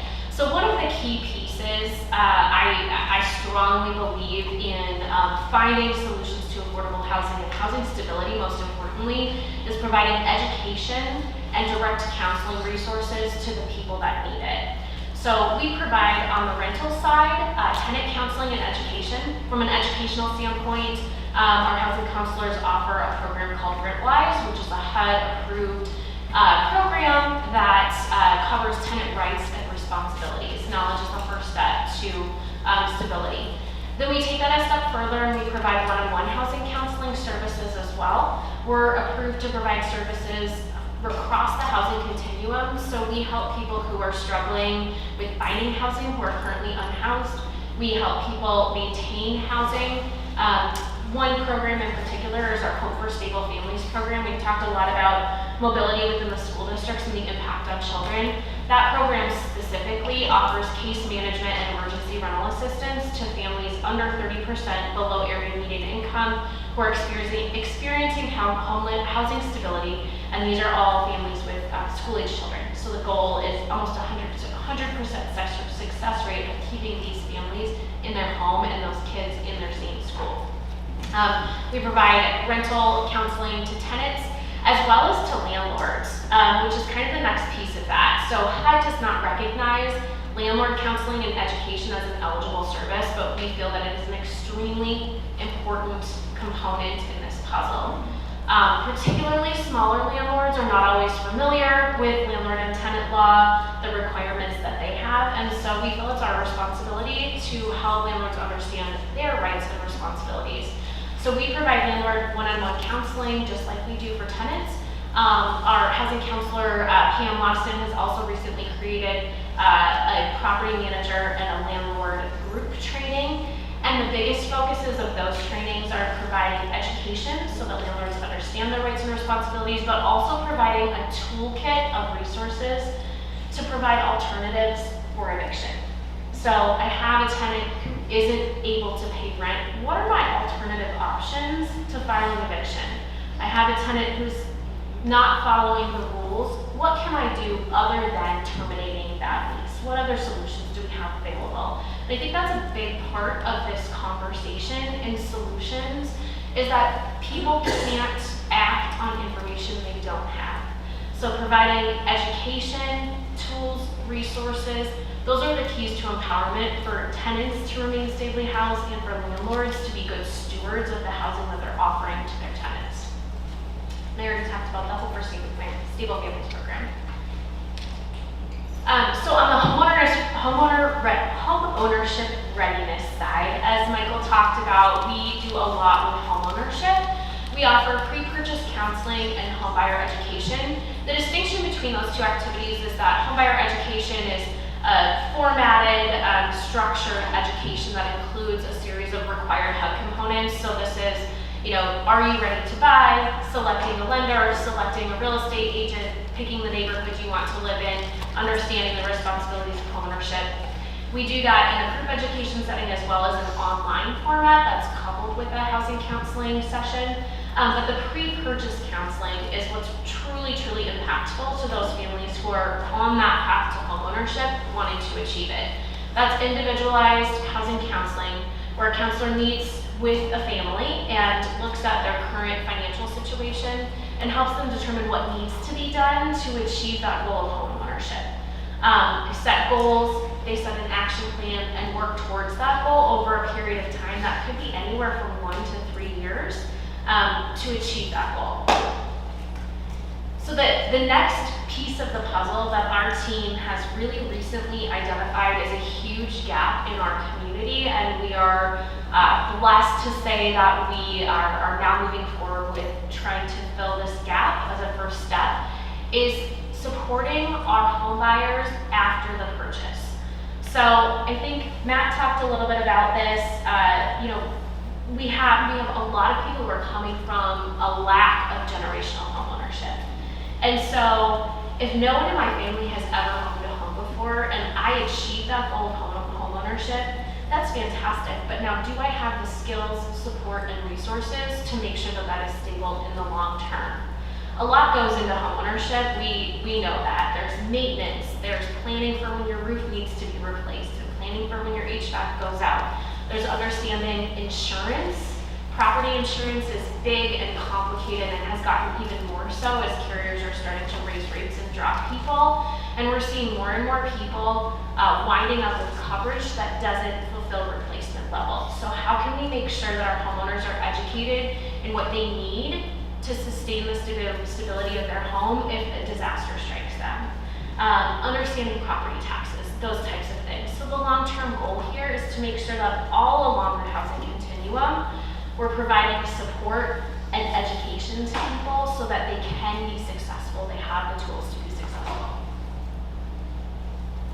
So on the other side of the house is our housing development team. So as everyone has talked about, the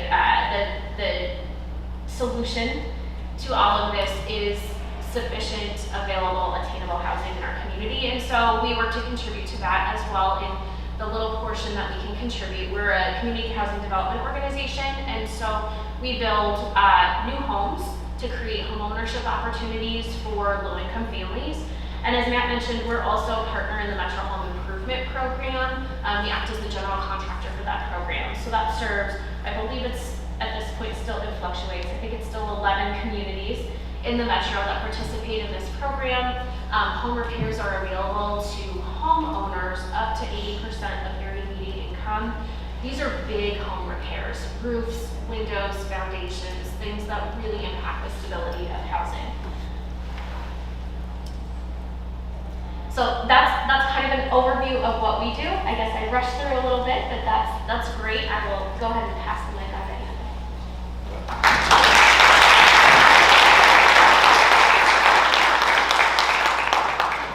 Thank you so much, Carrie, for talking more about the impactful work of Home Inc. If you have any questions for Carrie or any of our other panelists, please text our number at 515-612-8540. All right, so our final speaker for this morning will be talking about the impacts of rental assistance. To really lead this conversation, we have Ann Bacon. So Ann is a dedicated social justice advocate with a profound commitment to addressing systemic issues related to poverty. Her dedication stems from personal experiences with poverty and the often harsh and judgmental nature of support systems. These experiences have driven her to pursue a career focused on transforming the systems that impact individuals facing economic hardship. In her current role at Impact Community Action Partnership, Ann applies her passion and expertise to support over 45,000 low-income families annually. She holds a Bachelor of Social Work from the University of Iowa and a Master of Public Administration from Drake University, complemented by over 30 credit hours in Community and Economic Development from Pennsylvania State University. Ann's professional background includes significant roles within the Community Action Network, the Iowa Annual Conference of the United Methodist Church, and Bidwell Riverside Center. Please, let's all welcome Ann. I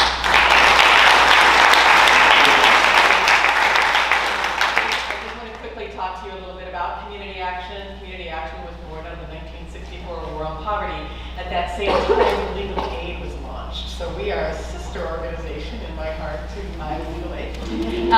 There are community actions all over this country. There are 16 in the state of Iowa. If you live in Iowa, you live in an area covered by a community action. Our particular agency covers Polk, Marion, Warren, Boone, and Jasper counties.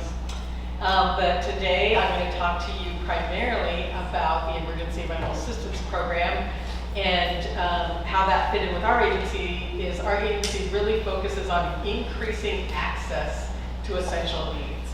And we do that twofold. One is by looking at direct service and what we can do to help fill any gaps there are around essential needs, but also looking at advocacy around what needs to change systemically for that to happen. So this overview, next slide. COVID relief, ERAP, came out of both the Trump and Biden administrations.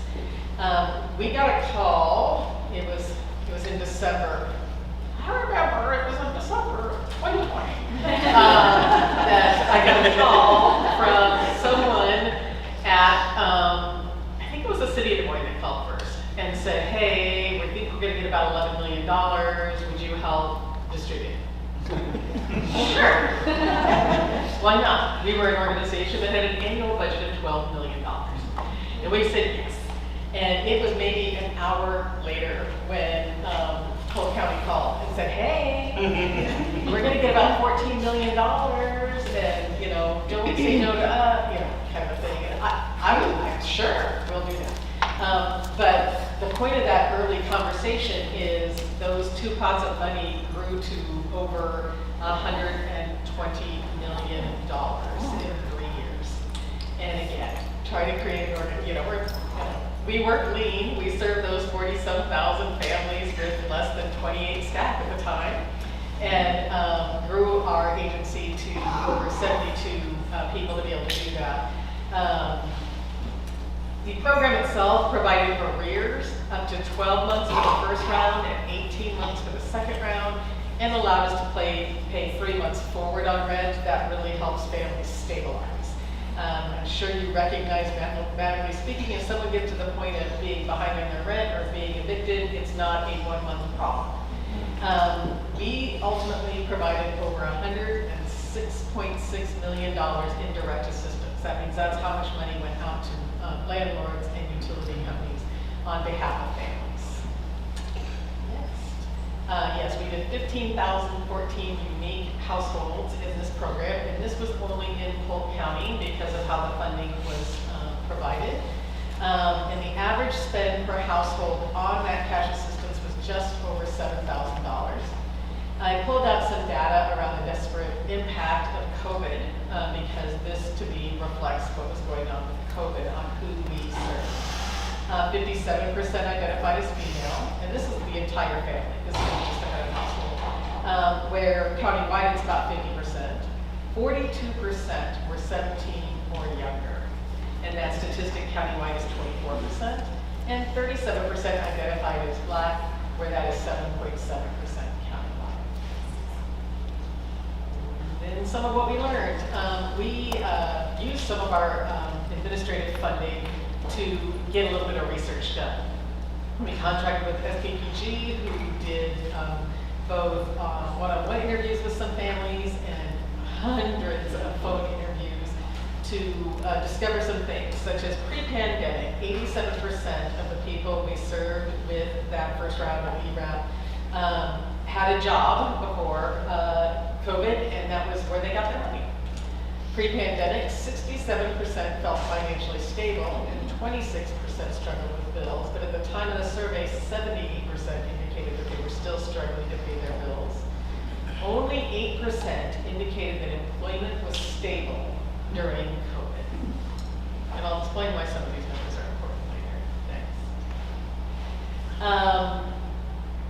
What I really want to talk about today, because of how I do it, is the systemic issues surrounding these challenges in rent assistance, and why it was that we were able to see and learn so much during that time where rent assistance was actually available.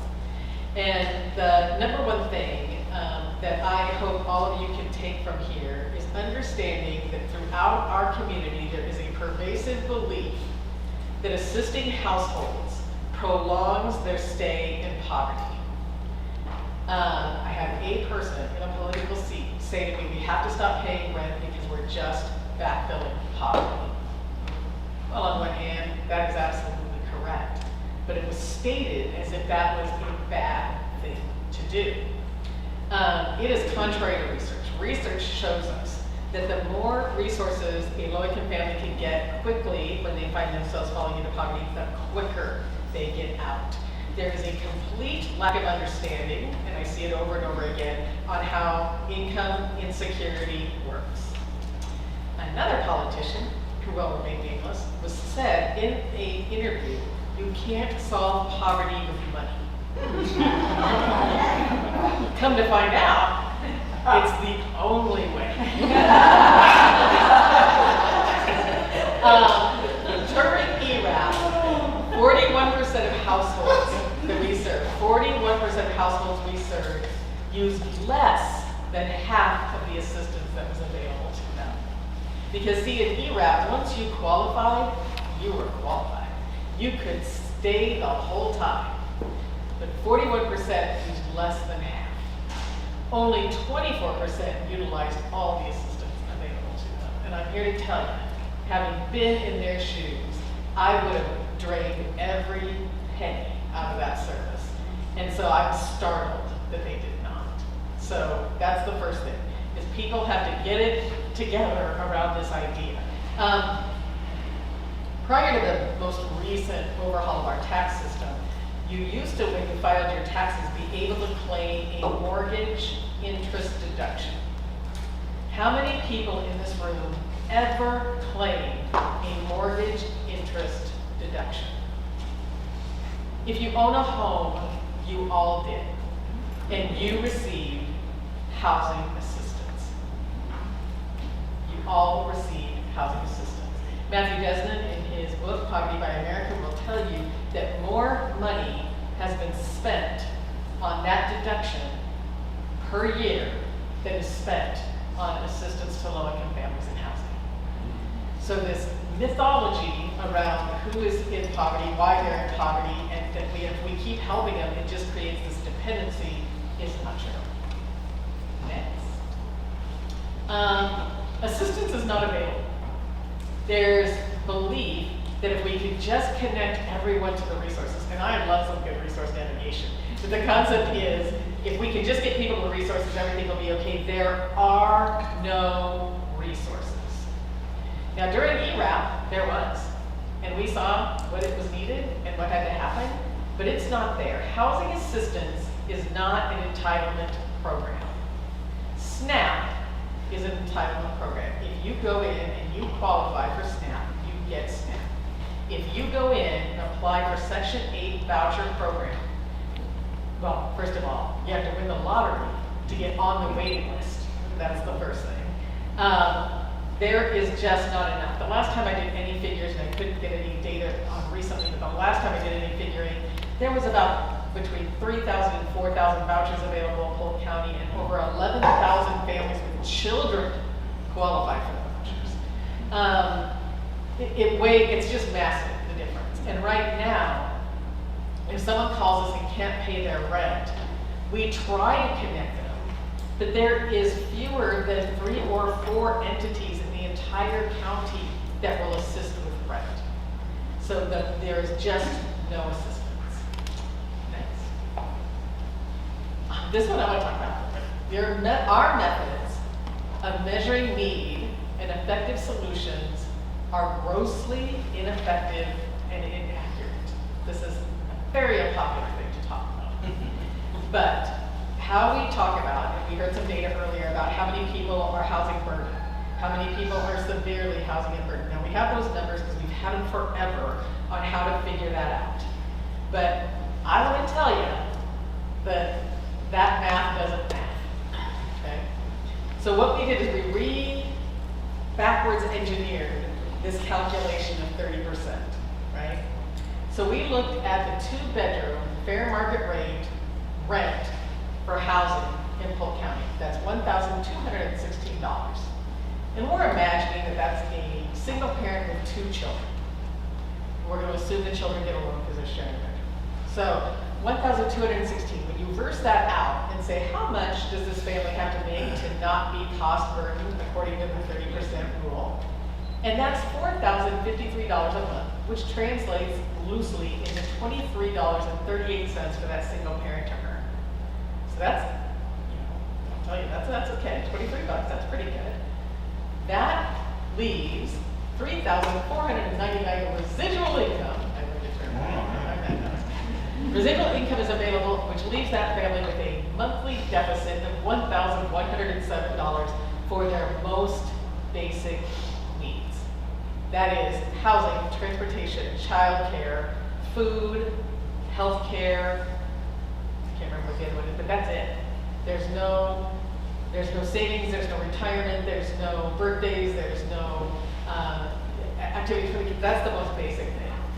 So, and I'll tell you where I learned this the first time in my life. The very first time my partner and I decided to buy a home, and we went to the bank, and they did here's how much house you can afford, and here's what the payment will be. And I said, that's insane. that is, they would have loaned us that amount of money. The same thing would happen here if someone is talking to someone who doesn't understand the depth and breadth of this, and they come to them and they say, I make $4,000 a month. Even some of our apartment complexes would do their little and say, yep, you can afford to live here. And then they will find themselves in a $1,100 deficit. And at the base of it, that is what has happened to many, many of the families we see who can't afford their rent. They didn't go out and get some place that they were told they couldn't afford and did it anyway. The landlords here won't let you do that. But they'll go by this number, and that's grossly inadequate. The other number I always want to bring to people's mind is this concept of the federal poverty guidelines, or the federal poverty level. The reason this is important is all of our people in our community listen to the news and they hear things like 12% of families in Iowa are in poverty. That's the 100% of poverty. That is not meeting your basic needs. It's not even close.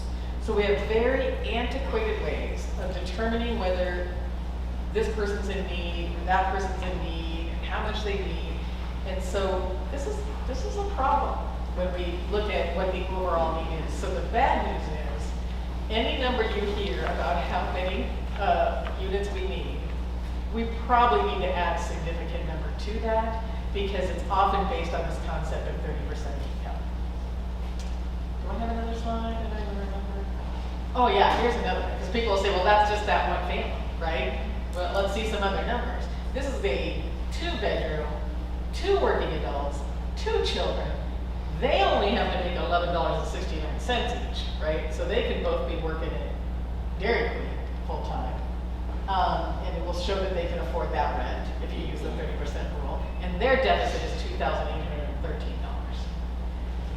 So that's just to let you know that the math doesn't math. Do I have any like that? I don't even know what's on that. Oh gosh. So now we want to talk about solutions. I love talking about the systemic issues, and the solutions are fun to talk about too, until you really start digging into them, and then it means we all have to have some grit, okay? One starfish at a time will not work. Who knows what that means? There's a story. There's a story about starfish.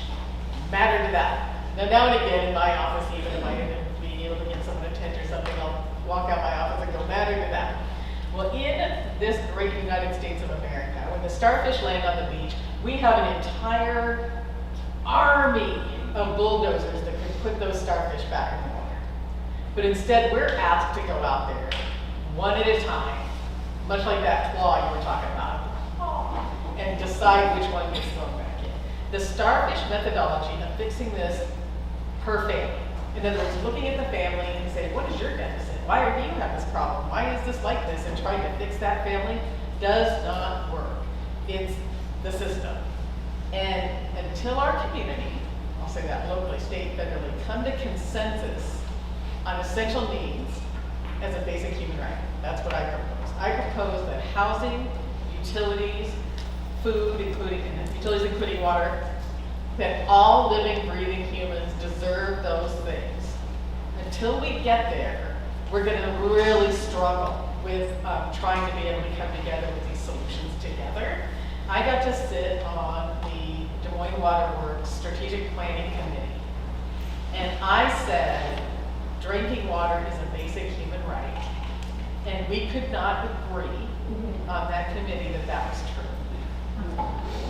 So until we do, because what that was about was, do we need to have more assistance for people with water? And we need two things with that. If we say, yes, these essential needs are a basic human right, then we have to look at two things. One is having a robust safety net to ensure all families have safe housing, utilities, and food. We do not have one. So anyone that says that our safety net is doing great, we do not have one at all. Or, my favorite, a basic income that at least covers the most basics of housing, utilities, and food for all families. And as someone who works in this human service world, I can tell you in the long run, that second thing is so much more effective, so much more cost appealing, provides so much more dignity, provides so much more opportunity, that I would be very, very happy if that was instituted and community actions across the country got shut down. I would be for that. Because the first one guarantees my job. The second one guarantees I'm out of a job, but also guarantees that the people we've been talking about today get to be truly part of it. So that's what I think we should do.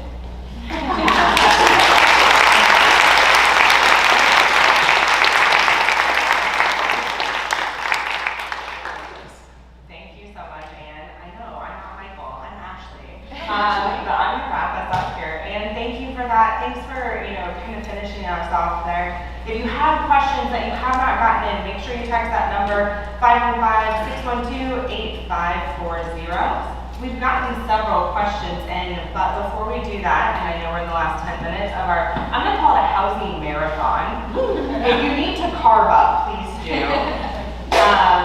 I just want to give another round of applause. I mean, this is an amazing panel of experts that we've had.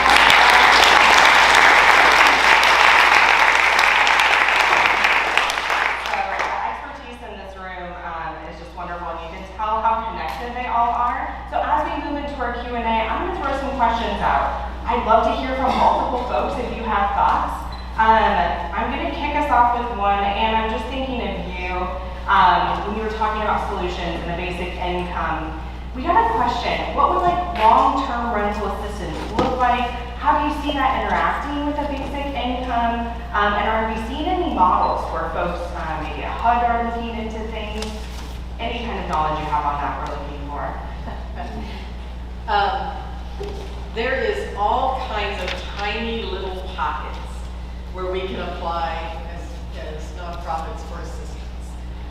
They're small. And we just did one, I know you did one, for IPA that looked at supportive services and things, and it was $300,000. Well, you saw the depth and breadth of the problem. Now, I don't want anyone to stop doing grant giving, don't get me wrong, for right now. But what's currently available across the country, this is not an Iowa-specific problem, is not any programs that are even being discussed. When it came through with ERAP, there was some discussion, some meetings, should we, could we, but I don't see a lot of leverage on that. And I do think it's multifaceted because being able to help people pay the rent is that one part.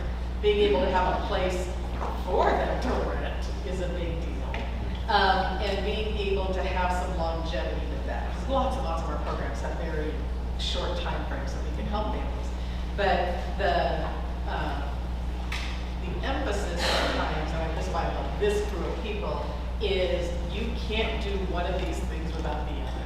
So if you decide to turn the whole ship to look at creating more units, that's great, but in the meantime, we have thousands of people that are in trouble every single month.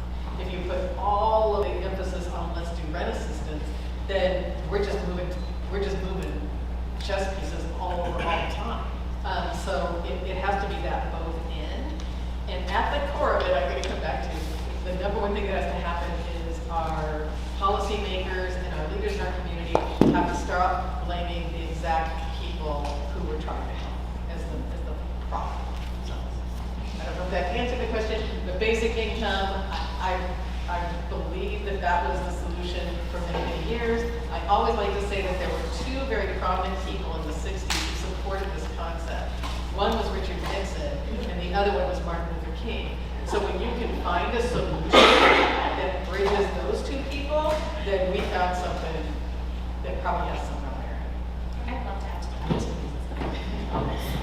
So I'm going to come from my point of experience as both a property manager and a housing developer and say that yes, the solution to housing is more housing. But as Ann said, it's never going to be enough. The numbers don't work. The math doesn't work. It doesn't matter how many units we add. There's certainly people who are operating on an income that's below 30% of area median income, but I would argue that the threshold is much higher, probably 50 or 60% of AMI. It is not reasonable or feasible for us to develop more housing that is affordable to everyone in our community.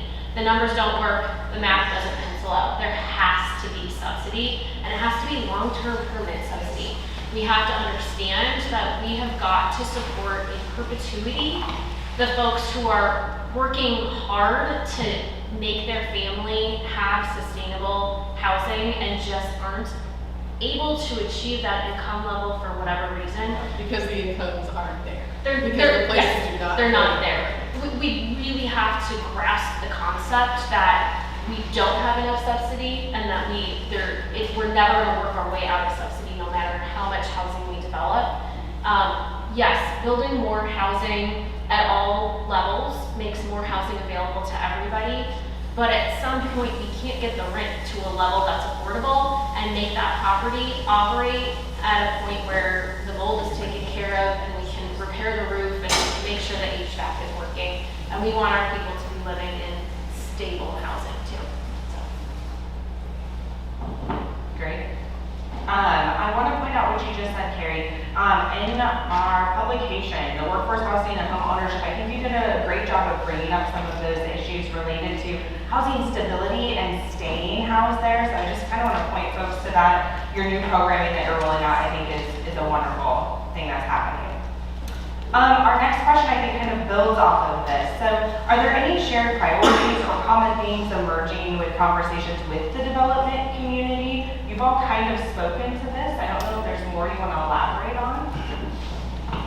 One of the really common questions that we get is why are people building so much luxury housing? And you probably heard that question before. People want to know. Some of you have raised your eyebrows at me right now and said, yes, Matt, tell us why. One of the things that it's a difficult reality. The fact is that construction inputs and cost of insurance, cost of operating properties has climbed as well. One of the things that you can read if you go to our Here We Grow Workforce Housing Initiative website, herewegrow.city, is you can look at the region's workforce housing strategy, which looks at some of the economic realities of this subsidy question that folks are raising, but also the cost to develop housing. And it's just true that generally with the development system that exists in America today, a typical 2-bedroom apartment in this region is going to come out with a rent, 2-bedroom, around $1,200 a month for new construction. So that's what Ann had in her example, is that fair market rent. Well, you know, first of all, I can tell you that with a housing tax credit property, like I kind of alluded to that one in Monterey, for properties that have been operating a while in that program, you can find 2- and 3-bedroom rents today in the $680 or $750 a month range. So that's going to make up some of the shortfall that the client Ann is serving has, but it's not maybe going to make up all of it. So that's why the solutions need to layer, and the assistance that's available through a subsidy. Maybe there's also an affordable property. It's not just one answer for people. We need to bring down the cost of developing housing, but we also have to understand I mean, it's things like Allison had to leave, but Allison Van Pal was here, who's one of the county's great advocates for climate change. Okay, we're having more frequent severe wind and hail events. It's driving up insurance rates. It's not just homeowners who are experiencing that. I've heard my first stories of affordable housing properties in the state of Iowa being dropped from their insurance. And frankly, for affordable housing properties, that's a huge problem because it's hard to cover an apartment building with insurance. You probably can envision why. There's a lot of different residents, there's a lot of different sources of, apartment buildings are just very difficult to insure already.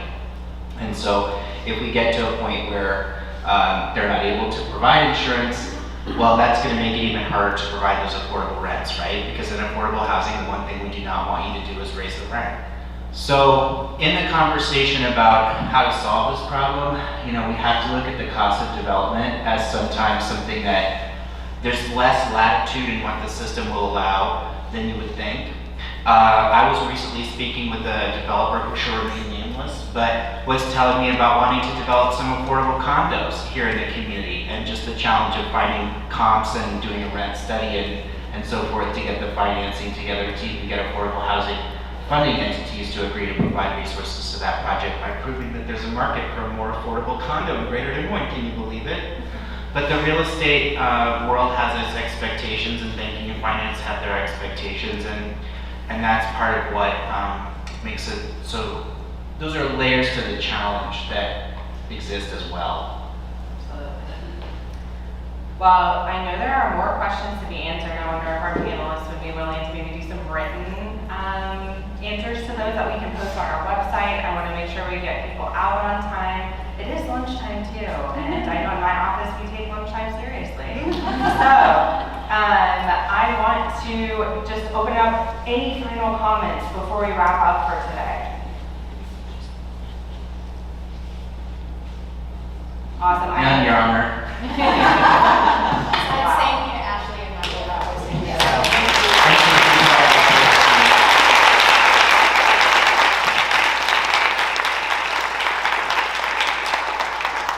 Thank you all so much for coming today, for taking time out of your day to have this important conversation.